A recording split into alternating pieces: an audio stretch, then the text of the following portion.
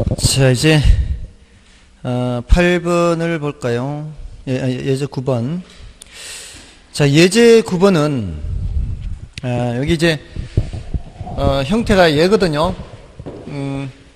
탄력성을 알려주고 수량, 변화율 등을 묻는 것 중에서 두 개를 다 알려준 것은 조금 전에 했는데 비슷해요. 비슷한데 수량 등이라고 돼 있죠. 등. 수량, 변화율 등이라고 돼 있잖아요.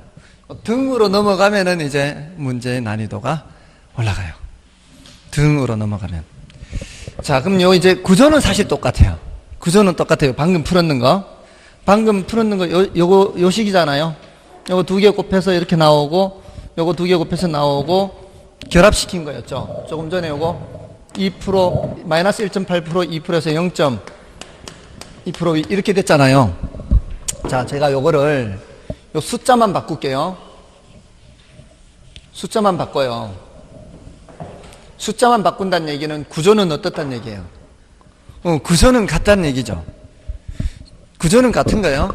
조금 전에는 숫자를 어떻게 4개를 알려줬는가 하면은 요 숫자, 요 숫자, 요 숫자, 요 숫자를 알려주고 요거를 물었어요.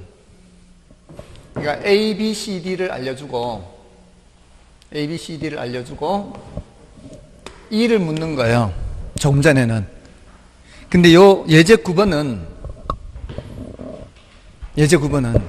얘를 묻는 거예요. 얘를. 요거를 물어요.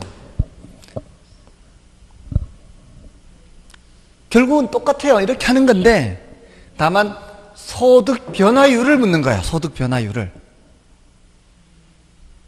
자, 읽어볼게요. 가격 탄력성이 몇이고요? 0.8이에요. 임대료 탄력성이나 가격 탄력성 같은 말이에요. 여기가 몇이라고요? 0.8 알려줬어요. 그 다음에 소득 탄력성 0.5. 여기 0.5죠? 숫자만 바뀌는 거예요, 그냥. 자, 여기서 아파트 임대료가 10% 상승. 뭐가 10% 상승? 여기가 10% 상승하였음에도 원래 아파트 임대료가 10% 올라가면 수요량이 어떻게 돼야 돼요? 감소해야죠. 몇 프로 감소? 8% 감소해야 되잖아요. 이거는 곱하기만 하면 되니까 8% 감소해야 되는데도 불구하고 아파트 수요량은 2% 증가했대요. 그렇다면 소득은 얼마나 변해서 이렇게 됐을까 이 말이에요. 여기를 알려준 거지. 여기를 2% 증가를 알려준 거지. 요 4개 숫자 하나, 둘, 셋, 4개를 얘는 안 알려줬어야지. 안 알려줬는데 얘 2% 증가했다는 거는 이걸 8% 감소를 상쇄하고도 여기가 10% 위가 되어야 여기가 2% 증가돼. 이걸 찾으라는 얘기예요. 이해되시죠? 예, 그래서 거꾸로 얘를 찾으라는 얘기예요. 0.5배가 돼야 10%가 되려면 여기가 몇 프로 변해야 돼요? 20%. 반이니까 반. 뭔 뜻인지 아시겠죠? 할 수 있을까요? 안 되면 패스. 요거는 난이도를 뭐로 분류했어요? 난이도를 상으로 분류했죠? 그죠? 사람들이 이걸 더 어려워해요. 뭐를 곱하면 10이 될까요? 이 소리잖아요. 0.5에다 무엇을 곱하면 10이 될까요? 10을 곱하면 5가 되잖아요. 20을 곱해야 10이 되는 거지. 됐습니까? 어려워요? 사람에 따라 달라요. 이게 애들한테 3 곱하기 5가 몇이니? 이제 초등학교 2학년 이제 구구단 배운 애들한테 3 곱하기 5가 몇이니? 물으면 뭐라고 대답해요? 구구단 배운 애들한테는 15라고 대답하겠죠?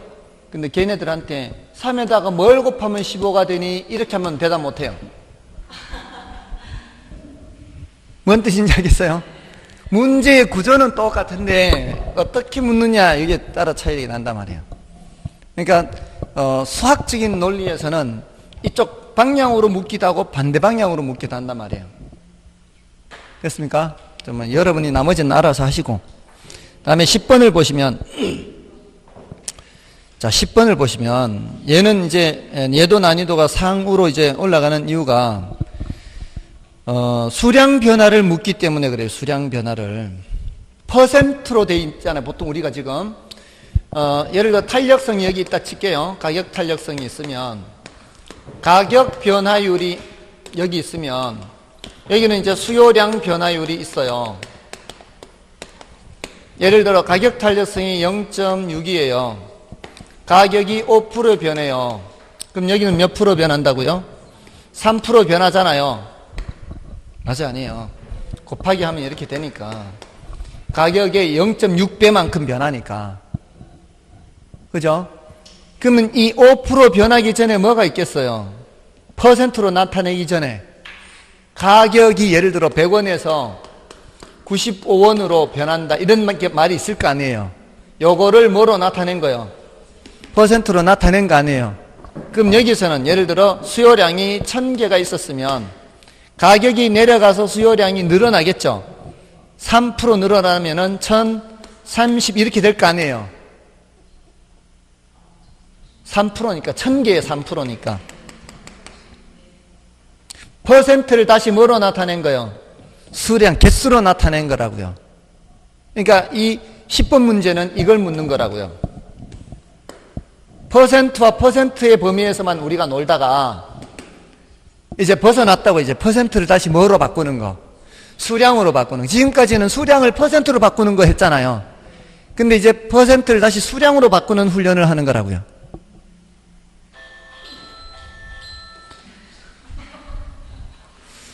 우리 지난번에 혹시 이런 약속 안 했나요? 이렇게 수업 중에 울면은 노래 부르기로. 아, 안 했어요? 그럼 앞으로. 아무튼 자, 그럼 보세요. 그러니까 이 문제의 구조를 파악하는 게 중요하다고요. 문제의 구조를 수량으로 나타낸 것을 퍼센트로 나타낸 후에 탄력성에서 다시 퍼센트 수량 이렇게 이 구조.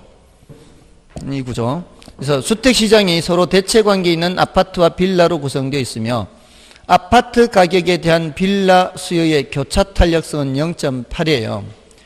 그러니까 아파트 가격이 변했을 때, 자, 이쪽 볼게요. 아파트 가격이 변했을 때 빌라 수요량이 변한다고요. 빌라 수요량이. 아파트 가격이 변했을 때 빌라 수요량이 변한다고. 그 교차 탄력성이 몇이라고요? 0.8이라고. 탄력성이, 교차 탄력성이 0.8이면 여기가 몇 퍼센트 변하면 여기가 몇 퍼센트 변한다 나오겠죠? 근데 그걸 다시 뭐로 나타내야 된다고? 수량으로 나타내야 된다고. 자, 아파트 가격이 1600만 원에서 얼마로 변해요? 1600에서 얼마로? 2000만 원으로 변해. 자, 여기서 우리는 뭘 일단 찾아내서 퍼센트를 찾아내야 되죠. 그럼 여기 곱하면 여기 퍼센트가 나오겠죠? 맞아요? 이게 가격이, 아파트 가격이 몇 프로 변하는지 나올 거 아니에요. 그럼 여기 곱하기 0.8 하면은 여기가 빌라 수요량 변화율이 나올 거 아니에요. 이걸 다시 뭐로 나타내라고요? 개수로 바꾸라고. 그래서 아파트 가격이 1600에서 2000만 원 상승한다면 빌라 수요량은 1200세대에서 몇 세대로 증가, 1200에서 요걸 묻는 거라면 요거를. 자, 여기 몇 퍼센트 변하는지 찾을 수 있죠? 특별한 언급이 없으면 최초값, 나중값. 최초값. 여기는 써놨네. 괄호 속에 마지막 써놨잖아요. 단 탄력성 계산 시 기준 가격과 수요량은 최초값을 한다. 돼 있죠? 최초값을 하라는 얘기는 1600을 뭐로 쓰라? 분모로 쓰라. 그러면 얼마예요? 400. 4분의 1, 0.25, 25% 나오나요? 퍼센트 나왔죠? 그러면 곱하면 여기 몇 프로 나오는지 나오겠죠? 20% 나오죠? 그럼 20%면 1200에서 20% 변한다 이 말이에요. 1200에서 이걸 최초값을 기준으로 해야 되니까 1200이 20%는 몇 개? 240개. 240 대답하면 안 되죠? 1440. 240이 증가해서 1440이다. 됐나요? 문제의 구조를 파악하면 쉬워요. 근데 이걸 마냥 풀면 안 된다고, 마냥. 아시겠어요? 모든 탄력성은 퍼센트를 계산하기 전에 값이 있을 거 아니에요. 그걸 퍼센트로 바꾸었고, 탄력성은 수량 변화의 크기를 퍼센트로 나타내는, 전부 다 퍼센트로 나타내는 걸 다시 수량으로 바꿨다 이 말이에요. 맞지 않아요? 됐나요? 사실은 이 계산 문제만으로도, 계산 문제집만으로도 상당한 효과가 있는데, 이거를 계산 문제집에 이런 식으로 어떻게 나타낼 수가 없어요. 이런 식으로 나타내려면은 상당한 어떤 다른 노력들이 필요해요. 그래서 이건 수업을 듣지 않고서는 알 수가 없죠. 수업을 듣지 않고서는. 그러니까 수업을 듣는 장점이 그거예요. 글로는 설명을 못하지만은 판서로는 이게 설명이 되거든. 그렇잖아요. 이것도 마찬가지. 여기서도 아까 이거 구조는 똑같은데 예를 묻는 거, 이거를 제가 말로 막 해설을 달 때 표현을 엄청 했는데도 그게 전달이 안 돼요. 그 글로 표현하는 게 전달이 안 돼. 그 어려움이 있어요. 그래서 수업을 듣는 게 좋습니다. 자, 넘어가시고요. 뒤에 가면 이제 여러 가지 연습이 있으니까 그것은 여러분들이 확인해 보시면 돼요. 아시겠죠? 다 연습이에요, 연습. 그러니까 유사한 식으로 다 돼 있으니까. 자, 이제 수요 공급 끝났어요. 이제 여기까지예요. 그러니까 뒤에 공부하는 것은 난이도가 높은 거예요. 지금 이걸 묻는다거나 이렇게 하는 거는 난이도가 높은 걸로 이제 분류를 한 거죠. 우리는 거기까지 아니고 여기까지 해도 두 개 묻는 거 아까 이거. 여기까지만 해도 최근 10년간 여기에서 7문제가 해결이 돼요. 7문제. 그러니까 굳이 난이도 높은 걸 안 건드려도 70%가 해결이 돼요. 그럼 됐지 뭐. 저런 거 굳이 안 풀어도 돼요. 좀 우리가 지금 평소에 보던 패턴에서 벗어난다 그러면은 손 안 대면 되는 거예요. 그런데 저런 패턴인 거를 알면은 더 의사결정 내리기가 쉽죠. 아, 이거 조금 난이도 높은 거네. 의사결정 내리기가 쉬운 거예요. 자, 그 다음은 이제 수요 공급 끝났어요. 이제 시장론으로 넘어가는 거예요.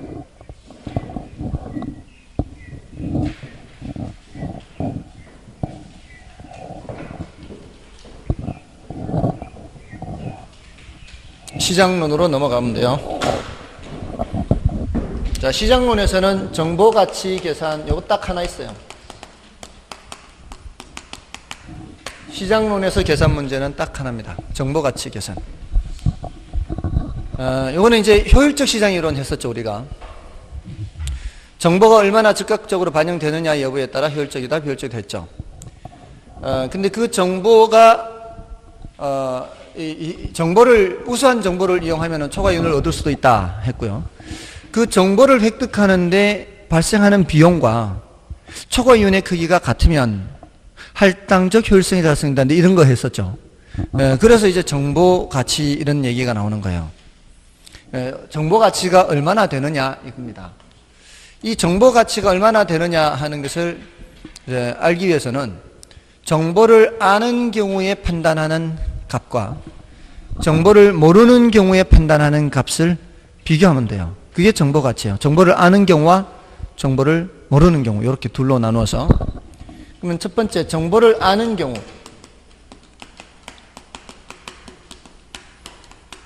현재 가치. 이 투자 안의 현재 가치예요. 투자 안의 현재 가치. 정보를 모르는 경우. 정보를 모르는 경우 투자 안의 현재 가치, 이렇게 비교하면 돼요. 그 알고 모르고의 차이가 바로 뭐다? 정보 가치의 차이가 돼요. 그래서 1번에서 2번을 빼면 되는 거예요. 정보 가치는 1번에서 2번 빼는 겁니다. 그럼 정보를 아는 경우는 뭐고 정보를 모르는 경우는 뭐냐? 우리가 미래라는 것은 이제 불확실하고 미래를 예측해야 되잖아요. 거기에 이제 1년 후에 신역사가 들어선다는 정보가 있는데, 이 정보의 현재 가치는 단 제시된 가격은 개발 정보 실현 여부에 의해 발생하는 가격 차이만을 반영하고 주어진 조건에 한함. 역세권 인근에 일단의 토지가 있는데 역세권 개발 계획에 따라 1년 후 신역사가 들어설 가능성은 40%예요. 1년 후 예상 가격은 신역사가 들어서는 경우 8억 8천, 들어서지 않는 경우 6억 6천이에요. 자, 들어서면은 성공하는 경우라고 보고요. 들어서지 않으면 실패하는 경우라고 보고, 들어설 확률, 그랬을 때 예상치. 이게 성공할 확률이 40%, 실패할 확률이 60%. 성공하면은 8억 8천. 이거는 6억 6천이죠. 미래 가치를 현재 가치로 바꿔야 되기 때문에 할인율이 있어야 돼요. 그 할인율이 바로 투자자의 요구 수익률이 돼요. 요구 수익률이 10%, 이게 할인율이에요. 10%를 할인하세요, 이런 뜻이에요. 첫째, 정보를 아는 경우가 뭔 뜻이냐?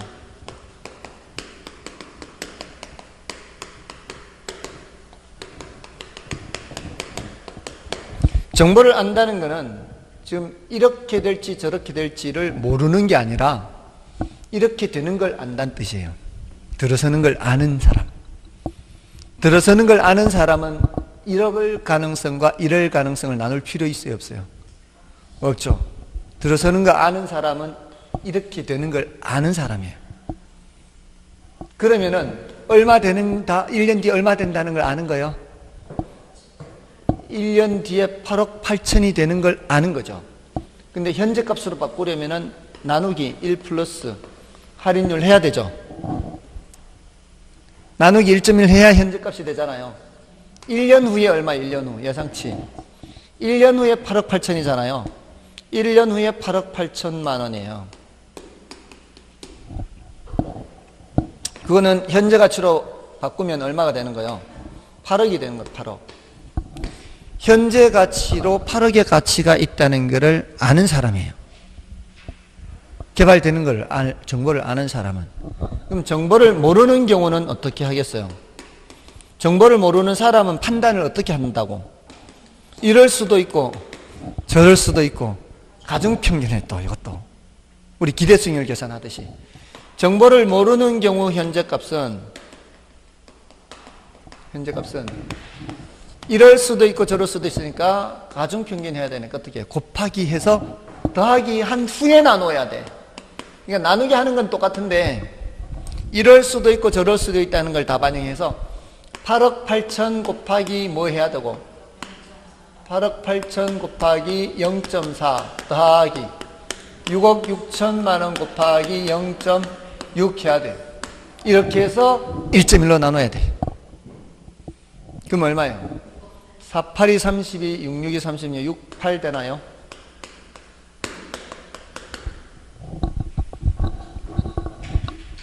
그렇게 돼요. 그래서 계산기가 필요해요. 계산기 두드리는 연습도 해야 돼요. 이거 연습 안 하면 이거 잘못할 수 있으니까 연습도 해야 돼요. 자, 그럼 정보를 모르는 경우에 얼마?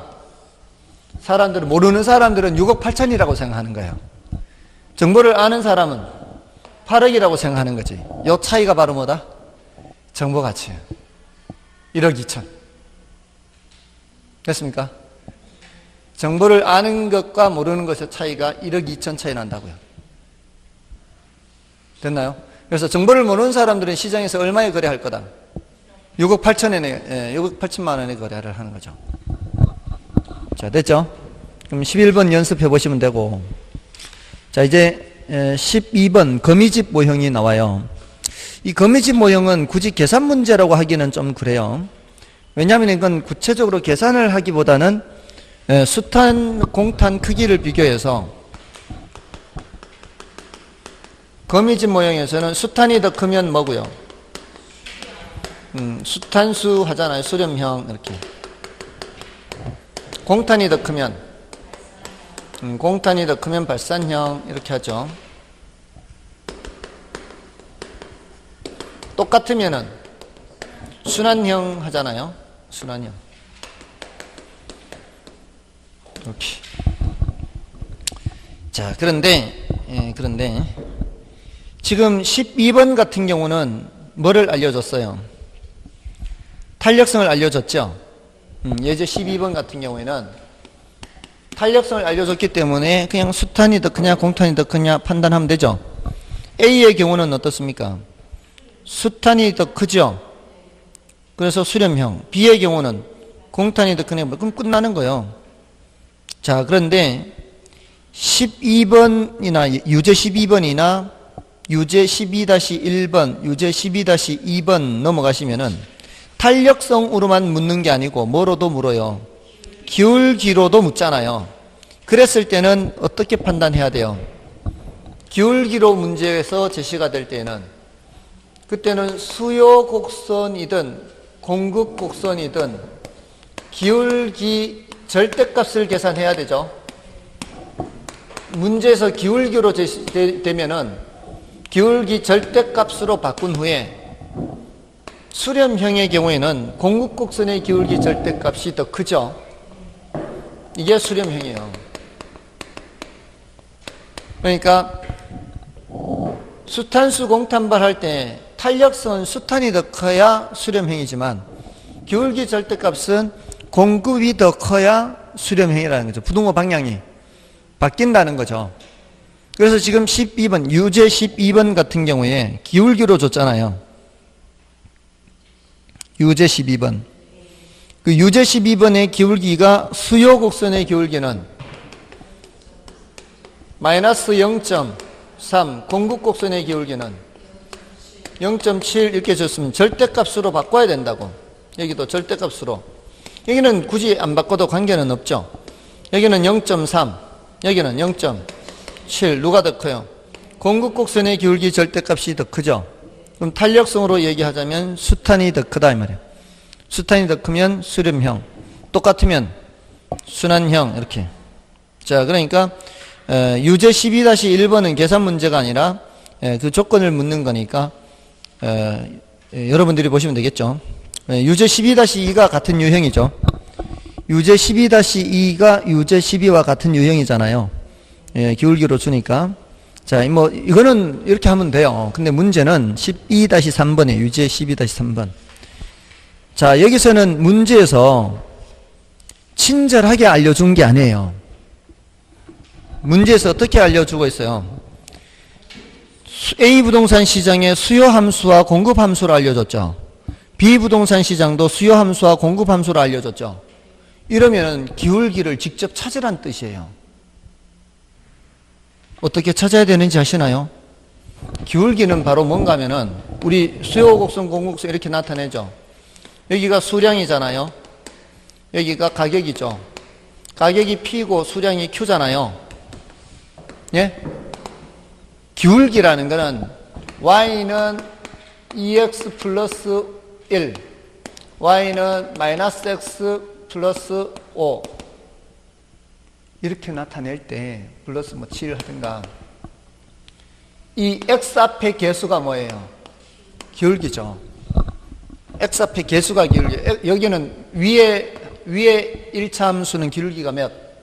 이 아래 함수는 마이너스 1 이렇게 되는 거죠. 1이 생략되어 있으니까. 맞나요? 그러려면은 얘를 어떻게 나타내야 되는가 하면은 P는 무슨 뭐 Q 뭐 이렇게 나타내야 돼. 먼 Q A Q 마이너스 B 이런 식으로 나타내야 돼요. P는 마이너스 CQ 플러스 D 이런 식으로 나타내야 돼. 왼쪽에 뭐가 오도록? 왼쪽에 P가 오도록. 이게 Y 값이잖아요.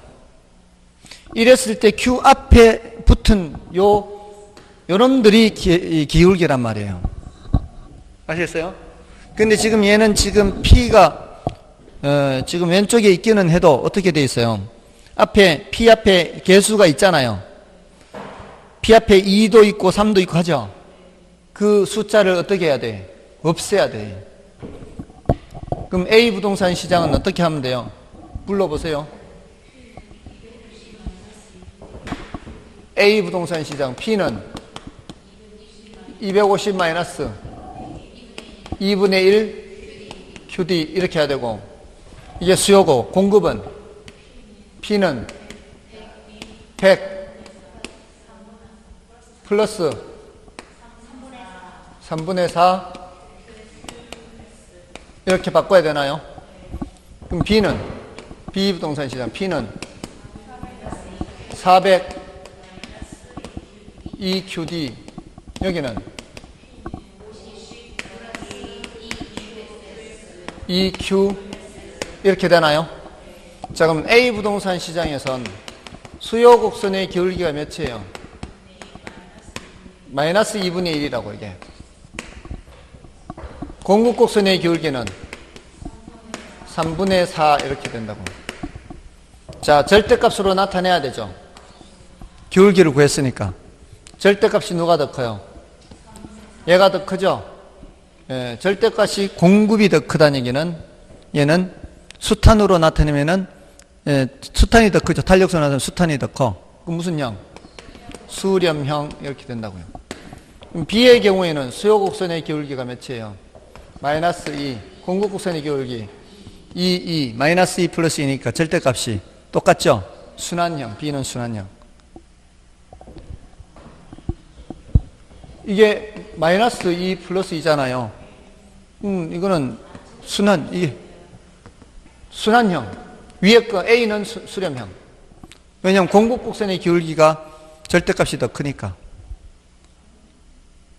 공기절이 더 크잖아요. 공기절이 더 크니까 수탄이 더 큰 거예요. 수탄이. 자, 저렇게 나타낼 자신 있으면 풀고 안 그러면 패스. 됐어요? 그러니까 한 번쯤은 봐야 돼. 이게 안 보면은 이게 할 수 있는 문제인지 그렇지 않은 문제인지를 판단을 못 한다고요. 그럼 이제 여러분들 이제 결정하면 돼. 야, 이거는 내가 하기에 좀 벅차다. 그럼 어떻게 해? 다음에 또 이렇게 식을 바꾸는 문제 나오면 패스. 친절하게 기울기를 알려주면은 그때는 풀고 입장 정리하면 되잖아요.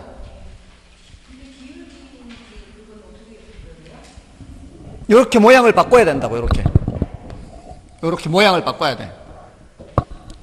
문제에서 EP로 돼 있잖아요. EP는 500-QD로 돼 있죠. 여기 P 앞에 숫자가 2가 있으면 안 된다고. 양변을 2로 나눠야 돼. 양변을 2로 나누어서 여기는 P가 됐고, 여기는 250이 됐고, 여기는 마이너스 2분의 1이 된 거예요. 그래서 양변을 똑같은 수로 나누기, 똑같은 수로 곱하기, 그 맨 뒤에 부록 있잖아요. 안 되면 패스하는 거예요. 아시겠어요? 더군다나 P가 오른쪽에 있고 Q가 왼쪽에 있을 때는 더 시간이 걸리겠죠? 그런 거는 당연히 패스예요. 당연히. 자, 그럼 됐어요. 넘어가십시오. 입장 정리만 하면 돼요. 다 풀란 뜻 아니에요. 지금 문제를 보면서 이런 문제는 할 만한 거, 패스하는 거, 이거 이제 입장 정리하는 거니까. 다음에 13번입니다. 예제 13번. 자, 이거 임대료 규제 계산이에요. 자, 지금 보시면은 보세요. 경기 변동에도 계산이 있죠. 시장론에도 계산이 있죠. 지금 정책론에도 계산이 있죠. 투자, 금융, 부동산 활동론. 곳곳에 계산이 없는 단원이 없어요. 계산 다 있죠. 계산이 없는 거는 저기밖에 없어요. 앞에 총론밖에 없어요. 전부 다 계산이 있는 거예요. 자, 아무튼 이게 자꾸 밀려 들어가서 이거 몽당 분필 없나요? 몽당 분필. 왜냐면 몽당 분필을 저 밑에 집어넣어 가지고 저 밑에 집어넣어서 이 길이가 이게 그죠? 몽당 분필이 저 밑에 있으면 이걸 좀 부러뜨려서 원래 몽당 분필이 있으면은 그걸로 하면 되는데 좀 부러뜨려서 집어넣어야 될 것 같아요.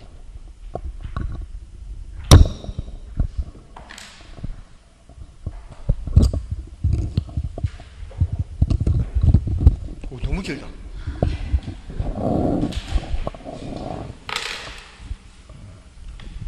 저 안에 한계가 있네. 어? 종류가 여러 가지 종류가 있어야 되네. 길이가. 그래야 적당하게. 자, 임대료 규제. 계산 문제요. 자, 임대료 규제 다들 여러 번 보셨죠? 시장 임대료가 너무 높기 때문에 시장 임대료보다 이렇게 낮게 규제를 하잖아요. 낮게 규제를 하면은 공급량, 수요량이 수요 수량이 더 크고 공급 수량이 더 작아서 뭐가 나타나요? 초과 수요가 나타나는 거 아니에요. 요걸 나타내는 수요 함수가 있고 요걸 나타내는 공급 함수가 있죠. 거기에 가격을 집어넣으면은 공급 함수에 집어넣으면 공급량이 요 길이가 계산이 돼요. 수요 함수에 집어넣으면은 요 길이가 계산이 돼요. 그러면 수요 수량 빼기 공급 수량 하면은 뭐가 나타나요? 초과 수요량을 계산할 수가 있어요. 자, 그래서 13번은 지금 어떻게 됐어요? 임대 아파트의 수요 함수는 QD는 1400-2P죠. QD는 뭐라고요? 1400-2P. QS는 400 플러스 4P. 이렇게 돼 있죠. 자, 이렇게 돼 있는데 앞에서는 균형 가격, 균형 거래량 계산하는 문제가 있었잖아요. 근데 얘는 그걸 묻는 게 아니고 얼마로 규제하고 있어요. 임대료를 150으로 규제하고 있죠. 이걸 P바라 그래. P바. 이 소리는 더 이상 못 올라가게 막아놨다, 이런 이제 의미를 갖고 있는 기호예요. 그냥. 자, 그렇게 규제했다. 이 규제에서 시장의 초과 수요 또는 초과 공급과 그 수량을 묻고 있죠. 초과 수요가 되는지 또는 초과 공급이 되는지 그 여부와 수량을 묻고 있잖아요. 이럴 때는 이 규제 가격을 대입하는 겁니다. 이 규제 가격을 대입.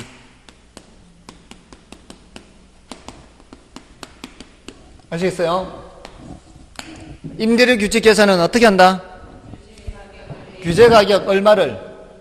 150을 대입. 자, 그럼 QD는 어떻게 돼요? 대입만 하면 돼. 대입만. 300에 1400이니까 1100이 되죠. QS는 600에다가 1000이죠. 뭐가 더 많아요? 얼마 더 많아? 그럼 뭐예요? 초과 수요 얼마? 100 하는 거요, 패스하는 거요? 할만한 거요, 패스하는 거요? 할만하잖아요. 이게 계산 문제가 그래 어렵잖아요. 예, 이게 막상 이렇게 계산이라고 하니까 두려워서 그렇지 자꾸 그러니까 훈련을 하면 돼. 예? 자, 그러면은 제가 한 번 더 해볼게요. 그러면 250으로 규제했어.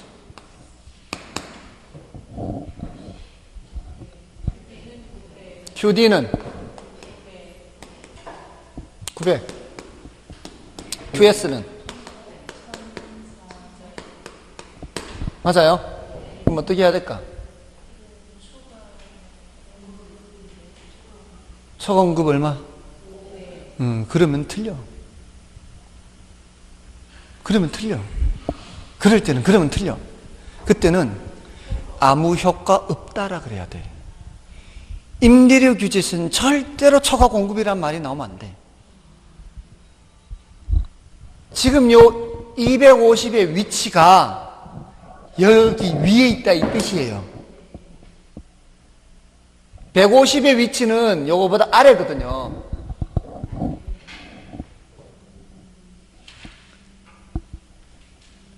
(150의) 위치는 지금 우리는 아직 균형 가격이 얼마인지 모르는 상태죠. 균형 가격이 얼마인지 모르는 상태잖아요. 균형 가격이 얼마인지 모르는 상태에서 숫자를 집어넣는 거 아니에요. 만약에 공교롭게 여기에다가 균형 가격을 집어넣어버리면 어떻게 될까요? 요 값이나 요 값이나 똑같게 나오겠지. 아직 우리는 균형 가격이 얼마인지 모르는 상태니까. 공교롭게 균형 가격을 집어넣으면은 수요량 공급량이 똑같이 나올 거 아니에요. 근데 지금 수요량과 공급량이 다르다라는 의미는 얘가 균형 가격은 아니란 뜻이죠. 균형 가격은 아니니까 이렇게 달리 나오는 거 아니에요. 근데 수요량이 더 많다는 얘기는 균형 가격보다 아래에 지금 150이 있다는 뜻이고, 공급량이 더 많이 계산됐다는 얘기는 250의 위치는 여기란 말이에요. 250의 위치는 계산상으로는 누가 더 많이 계산됐어요? 공급량이 더 많이 계산됐죠. 계산상으로는 1400, 여기는 900. 근데 그 의미가 뭐예요? 규제를 어디에 규제하고 있다? 규제를 250에 규제하고 있다, 이 뜻이라고. 근데 임대료 규제에서는 시장 가격보다 아래에 규제를 해야 초과 수요가 나타나는 거고, 그 이상으로 규제하면 아무 효과가 없다, 이렇게 나온다고요. 맞나요? 자, 그러니까 거기 1, 2, 3, 4, 5번 중에 찍어도 몇 번은 찍으면 안 돼. 4번, 5번은 찍으면 안 된다고. 절대로 초과 공급은 있을 수가 없으니까. 아시겠습니까? 됐나요? 그러면 돼. 할만하죠? 자, 이거 정리. 규제 가격을 대입하는 거요. 그래서 수요량보다 공급량이 적은 상태. 이 상태는 초과수요 얼마라고 대답해주면 되고, 수요량보다 공급량이 더 많이 계산이 되면은 이때는 아무 효과 없다라고 대답을 하는 거다, 이 말이야. 됐죠? 자, 그러면은 패스 됐고. 그러니까 오늘은 야, 이 정도면 할만하다, 이 정도는 패스다, 이런 거를 이제 입장 정리하는 시간이라고 생각하세요. 그리고 이제 계속 이걸로 복습하면 돼. 자, 이제 지렛대 효과요. 지렛대 효과는 수업 시간에도 좀 풀기도 했었죠. 이 지렛대 효과에서는 지분 수익률을 묻는 문제가 있고요. 지렛 효과의 크기를 묻는 문제가 있어요. 지렛 효과의 크기. 이 두 가지 형태로 물을 수 있는데, 지분 수익률을 묻는 거는 하나만 계산하면 되지만, 지렛 효과의 크기를 묻는 문제는 지분 수익률 빼기 총 자본 수익률을 해야 되기 때문에 두 가지를 계산해야 돼요. 두 가지. 지분 수익률 계산하고 총 자본 수익률 두 개 계산해야 돼요. 남의 돈을 사용하지 않으면은 전부 다 자기 자본으로만 하면은 총 자본 수익률이나 자기 자본 수익률이나 어때요? 같아요. 근데 남의 돈을 사용하면은 싼 이자를 이용할 때는 정의 지렛대 효과가 나타나는 거고, 그러니까 싼 이자를 이용한다는 얘기는 총 자본 수익률보다 싼 이자를 말하는 거죠. 근데 결과적으로 이자율보다도 총 자본 수익률이 낮아져 버리면은 지분 수익률이 더 작아지게 되죠. 그럼 부의 지뢰가 되는 거잖아요. 자, 이렇게 두 가지입니다. 자, 그래서 지금 우리 교재에서는 14번은 뭐예요? 연초에 외국인이 400억 원의 자기 자본과 연 6%로 타인 자본을 6억 원 조달하여 600억 원 조달하여 1000억 원 상당의 오피스 빌딩을 매입하였다고 하자. 그리고 연말까지 순영업 소득 100억 원을 올렸다면 이 외국인 투자자의 1차 연도 자기 자본 대비 투자 수익률, 지분 수익률을 묻는 거죠. 예? 지분 수익률을 묻는 거예요. 자, 지분 수익률은 공식이 어떻게 돼? 공식이. 지분 수익률 공식은 지분 투자액 분의, 그러면 안 돼요. 그러면은 지분 배당률 계산하는 거예요. 소득 이득만 하면 안 돼요. 자본 이득도 해야 돼요. 거기에서 이자를 빼야 돼, 이자를. 지분 배당률과 지분 수익률은 다른 개념이에요. 똑같은 개념이 아니에요. 지분 배당률은 자본 이득을 안 따져요. 이게 순영업 소득이잖아요. 소득 이득이 순영업 소득이에요. 지분 배당률에는 자본 이득을 안 따져요. 그리고 지분 배당률 계산할 땐 여기서 이자만 빼는 게 아니라 원금 이자를 다 빼요. 세전 현금 수지고 할 때는. 우리 가유 순전할 때, 순에서 전내를 할 때 원금 이자 다 빼잖아요. 바로 그거예요. 달라요. 그게 지분 배당률인 거고, 지분 수익률은 이렇게 계산해야 정확한 수익률이 계산이 되는 거예요. 아시겠죠? 이렇게 공식 외워야 돼요. 지분 배당률과 다른 겁니다. 근데 어떤 문제에서는 자본이득을 주고 어떤 문제에서는 자본이득을 주지 않아요. 자본이득을 줄 때는 자본이득을 반영을 해야 되고 자본이득을 안 주면 반영 안 하고. 왜냐하면 우리는 부동산에 투자해서 버는 게 꼭목갈목고라 했잖아요. 임대료 수입으로도 얻는 게 있고 시세 차익으로도 얻는 게 있으니까 다 따지는 거고, 그 정확한 수익률 계산하는 거. 얘는 정확한 수익률 계산하는 거고, 지분 배당률은 어림셈의 수익률을 계산하는 거란 말이에요. 자, 지금 여기서는 단 1년 후에 매매 가격 변동이 있어요, 없어요? 14번 그 예제 14번 매매 가격 변동이 없죠? 그 소리는 자본이득이 있다, 없다? 없다는 거예요, 없다. 됐습니까? 그럼 이거는 0이란 얘기예요. 그럼 자기 자본이 얼만데? 400억인데 순영업 소득이 얼마예요? 100억이죠, 100억. 빼기, 자본이득이 없으니까 100억에서 그냥 빼기 뭐만 하면 돼요? 이자만 하면 되죠. 이자가 남의 돈 얼마 빌렸어요? 600억을 몇 프로 이자로? 6% 이자로. 6%는 0.06이죠. 그러면 400분의 100 마이너스 66이 36. 400분의 64. 4로 약분하면은 100분의 16. 이렇게 남죠? 1, 10, 100으로 하면 돼요. 분모는 항상 분모가 1, 10, 100이 되게. 맞나요? 그러면 100분의 16 되잖아요. 그러면 16%. 됐나요? 자, 이 문제에서 만약에 지뢰 효과의 크기를 묻잖아요. 만약에. 그러면 뭐도 계산하면 돼요? 총 자본 수익률도 계산하면 돼요. 총 얼마를 투자했어요? 1000억 투자해서 얼마 벌었어요? 100억. 그러면 총 자본 수익률은 10%. 그러면은 몇 퍼센트 포인트의 지뢰 효과가 있어요? 6% 포인트의 지뢰 효과가 있는 거예요. 됐습니까? 됐나요? 자, 그러면 지금 계산 문제를 이렇게 푸는 방법도 있고, 제가 다른 방법도 알려드릴게요. 자, 그 다른 방법은 수업 시간에 다 있었어요. 얼마나 싼 이자를 몇 배 뻥튀기 하느냐, 이런 방법으로 할 수 있다고 그랬어요. 남의 돈을 사용할 때 이게 지렛대 효과라 그랬잖아요. 예? 지금 여기가 10%예요. 총자본 수익률이 삼각형 지렛대의 꼭지점이에요. 10%예요. 총자본 수익률이. 여기는 남의 돈 사용하는 이자율이에요. 몇 프로? 6%. 얼마나 싼 이자예요? 4%포인트 싼 이자죠. 요게 지금 올라가는 게 남의 돈을 사용한 배수예요, 배수. 남의 돈을 내 돈의 1배, 2배, 3배 이렇게. 요게 부채 비율 개념이라고요.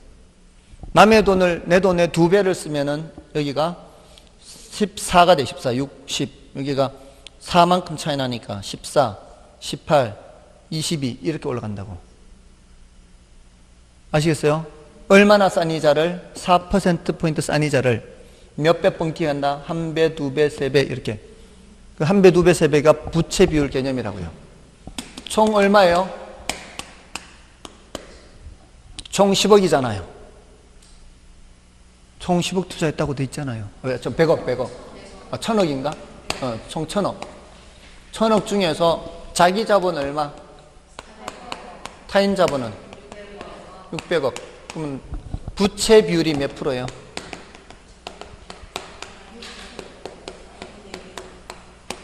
4분의 6이죠. 1.5잖아요. 1.5.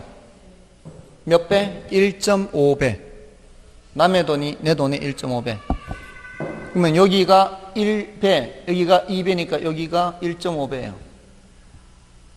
여기가 몇 퍼센트예요? 4%. 반은 2%. 다 합하면은 6%. 그럼 여기 몇 퍼센트? 10%에서 한 칸 오면 14, 반 오면 16 이렇게도 계산할 수 있다 이 말이에요. 자, 그래서 지분 수익률은 총 자본 수익률의 더하기 총 자본 수익률 빼기 이자율 곱하기 부채 비율. 여기가 몇 프로인데 10%인데 이걸 기준으로 남의 돈을 전혀 사용하지 않으면 얘하고 얘는 같다고요. 남의 돈을 사용하지 않으면 지분 수익률이나 총자본 수익률 같은데 이걸 기준으로 얼마나 싼 이자를, 얼마나 싼 이자예요? 4%포인트 싼 이자를 이 말이에요. 여기가 10%, 여기가 6%니까 4% 싼 이자를 몇 배 뻥튀기 한다? 1.5배 뻥튀기 한단 말이에요. 1.5배. 그러면 10%에다가 6% 돼서 16% 된다 이 말이에요. 맞아 안 해요? 이거 수업 안 했나요 혹시? 얼마나 싼 이자를 몇 배 뻥튀기 한다? 안 한 것 같아요. 전혀 안 한 건 아닌 것 같은데 오후에는 안 한 것 같고 아무튼 지금이라도 하면 되지 뭐 이렇게. 됐죠? 얼마나 싼 이자를 몇 배 뻥튀기. 자, 그럼 됐어요. 자, 그럼 그 밑에 14번이나 유제 14번이나 유제 14-1번이 14-2번이나 지금 다 구조가 똑같아요. 다만 유제 14-1번은 임대주택 가격 상승률이 1% 있죠? 맨 밑에, 자료 맨 밑에 있죠? 그 밑에는 1년간 임대주택 가격 상승률이 2% 있죠? 그러니까 왼쪽에 있는 두 문제는 자본이득이 없는 거고 오른쪽에 있는 두 문제는 자본이득이 있죠. 자본이득이 있을 때는 그걸 반영만 해주면 되는 거예요. 됐나요? 자, 다음에 67쪽에 가셔서도 유제 14-3번 이것도 마찬가지 이 부동산 가격 상승률이 있죠. 상승률이. 다만 요건 뭘 묻는 문제예요? 지배효과의 크기를 묻는 문제죠. 앞에 거는 뭘 묻는 문제고 지분 수익률을 묻는 문제고 요거는 뭘 묻는 거예요? 지배효과의 크기를 묻는 문제잖아요. 그럼 아까 뭐 어떻게 하라 그랬어요? 크기를 묻는 문제는 지분 수익률도 계산하고 총자본 수익률을 계산해서 그걸 빼면 된다고. 됐습니까? 자, 그거는 이제 여러분들이 해보십시오. 어차피 지분 수익률 계산하는 거예요, 관건은. 약간은 난이도가 높게 있고요. 다음에 한 장 넘기시면은, 다음과 같이 부동산에 20을 투자한 A의 연간 세후 자기자본 수익률은 하고 있죠. 여기에서는 세후 자기자본 수익률 돼 있죠.